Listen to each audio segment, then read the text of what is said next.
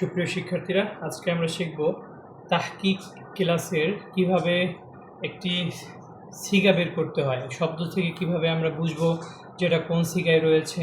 তো এটা জানার জন্য প্রথমে আমাদেরকে কিছু বেসিক আলোচনা শিখতে হবে। সেগুলো হচ্ছে, যেমন আমরা জানি এক একটা সিগার নাম বিভিন্ন ধরনের হতে পারে। সেটা হতে পারে ওয়াহেদ, আগে ওয়াহেদ, তাসনিয়া, আর একটা হতে পারে জামা। এগুলোর ব্যাপারে সামনে আরও কিছু আছে। তো এখন আগে আসো ওয়াহেদ, তাসনিয়া, জামা কাকে বলে আগে আমরা শিখি। ওয়াহেদ হচ্ছে একজনকে বোঝায়। ওয়াহেদ কয়জনকে বোঝায়? একটা বস্তু অথবা একজন ব্যক্তিকে ওয়াহেদ বোঝায়। আর তাসনিয়া হচ্ছে দুইজন ব্যক্তি অথবা দুইজন বস্তুকে তাসনিয়া বোঝায়। আর জামা হচ্ছে তোমার দুইয়ের থেকে বেশি বোঝায়, অর্থাৎ তিন থেকে শুরু করে যত আছে পৃথিবীতে সকল সংখ্যাকে জামা দ্বারা বোঝায়। তাহলে 3 থেকে শুরু করে ইত্যাদি ইত্যাদি অনেক সংখ্যাগুলো জামা দ্বারা বোঝায়। তো এটা আমরা শিখলাম ওয়াহেদ, তাসনিয়া, জামা। তারপরে আসো মুজাক্কার, মুআন্নাস। মুজাক্কার, মুআন্নাস।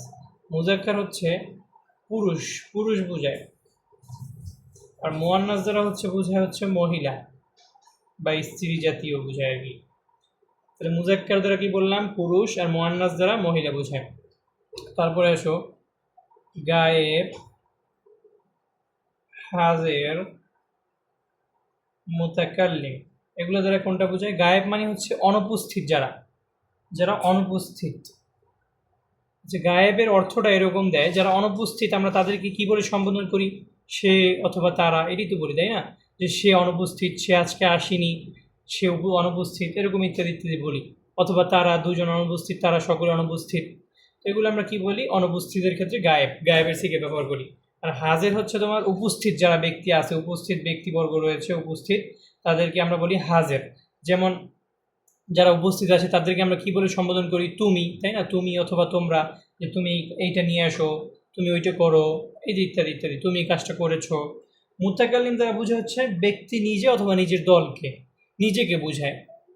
যেমন নিজেকে বললে আমরা কি বলি? যে আমি। আর নিজের দলকে, আমরা সকল দলকে যদি বুঝাই তাহলে আমরা কি বলি? আমরা, তাই না?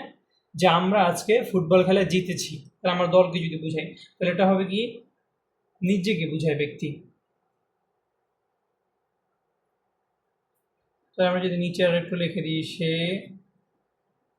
তারা, উপস্থিত, তুমি, তোমরা, আর নিজেকে আমি, আমরা। এই তো হয়ে গেল, ঠিক আছে। তারপরে আসো গায়েব, হাজের মধ্যে গেলে। এখন একটা যদি আমরা অর্থ তোমার যে কোনো একটা সিগা ধরি, যেমন তাসনিয়া,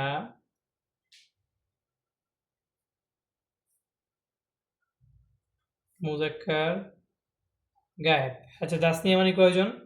এই যে দেখো, তাসনিয়া মানে দুইজন। মুজাক্কার মানে কি? মুজাক্কার মানে কি? পুরুষ। আর গায়েব মানে কি বোঝায়? সে বা তারা। তাহলে এটা অর্থ এরকম করা যাবে। যদি মাজির সিগার অর্থ হয় তাহলে আমরা এরকম করব, যেহেতু কয়জন?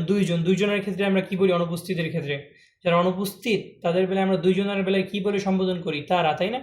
যে তারা দুজন, যেহেতু তাসনিয়া, তারা দুজন। মুজাক্কার মানে কি? পুরুষ। তারা দুজন পুরুষ। যদি আল ফেল হয়, ফালা হয়, তাহলে হবে করলো। বা দরবা যদি হয় তাহলে তারা দুজন পুরুষ মারলো। নসর যদি হয়, তারা দুজন পুরুষ সাহায্য করলো, ইত্যাদি ইত্যাদি। এখন আসো, এই হলো আমাদের সিগার একটু মোটামুটি বেসিক আলোচনা আমরা শিখলাম। এখন আসো কিভাবে আমরা সিগা বের করব। তো এগুলো সিগা বের করার একটা টেকনিক হচ্ছে তোমার, যেমন মনে করো সাপোজ একটা বাক্য এখানে লিখলাম আমি।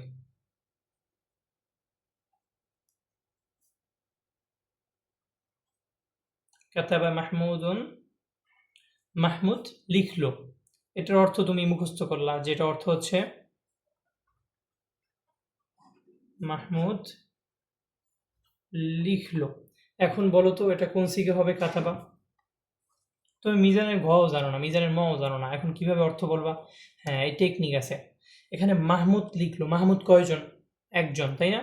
তাহলে আমরা সিগাটা বলতে পারি না শুরুতে ওয়াহেদ, এখান থেকে ওয়াহেদ নিতে পারি না আমরা? এই যে অংশ আছে একটা সিগার, যে এই তিনটা অংশ থাকে, তো এই তিনটা অংশে আমরা ওয়াহেদ প্রথমে পেলাম, যেহেতু মাহমুদ একজন। তারপর মাহমুদ কি পুরুষ নাকি মহিলা? অবশ্যই পুরুষ, তাহলে ওয়াহেদ মুজাক্কার পেলাম। তারপরে মাহমুদ লিখলো, তাহলে এখানে তোমার থার্ড পারসন যে সিঙ্গুলার নাম্বার, এগুলোর ক্ষেত্রে গায়েব ব্যবহার হয়। বললাম যেগুলো অনুপস্থিত থার্ড পারসন সিঙ্গুলার নাম্বারের ক্ষেত্রে গায়েব। তাহলে মাহমুদ এখানে কোন person? Third person singular number, তাই না?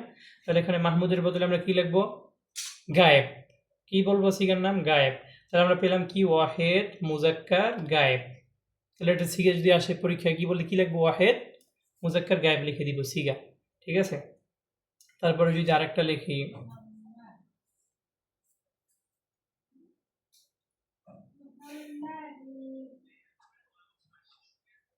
জাইদুন ওয়া মাহমুদুন কাতাবা, যে জায়েদ ও মাহমুদ লিখলো।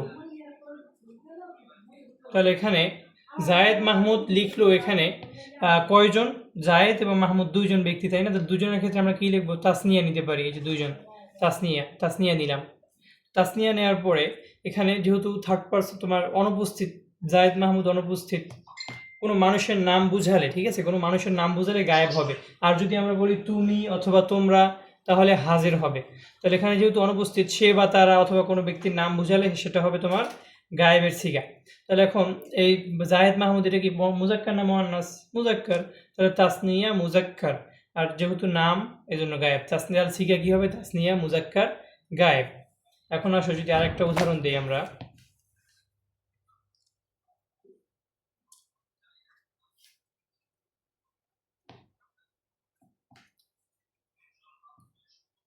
যে নসরতু খালিদ, আমি খালেদকে সাহায্য করেছি। তাহলে এখানে দেখো পারো কিনা।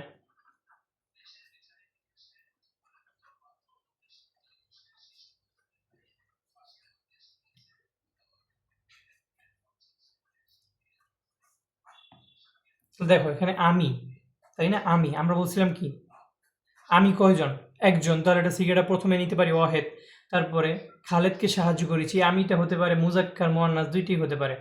তাহলে তুমি এখানে যেহেতু মুতাকাল্লিম, তোমার এখানে ওই মুজাক্কার মুয়ান্নাস আলাদাভাবে আর লিখতে হয় না। ওয়াহেদ মুতাকাল্লিম, জামা মুতাকাল্লিমের বেলায় আমরা বলছিলাম না এখানে যে আমি অথবা আমরা বুঝালে মুতাকাল্লিমের সিগে ব্যবহার হয়। তাহলে মুতাকাল্লিমের ভিতরে মুজাক্কার মুয়ান্নাস দুইটিই থাকে, তো এই জন্য আলাদাভাবে ওখানে মানে তোমার আলাদাভাবে লিখতে হবে না যে এটা মুজাক্কার নাকি মুয়ান্নাস।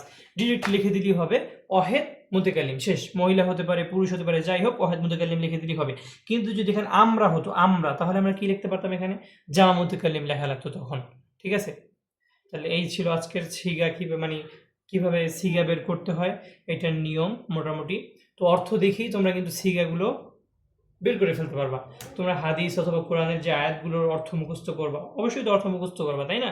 তো এই অর্থ থেকেই তুমি সিগা টেকনিকে বের করে ফেলতে পারবা সহজে। তো আজকে এই পর্যন্তই থাকুক, সামনে আবার দেখা হবে অন্য ক্লাসে।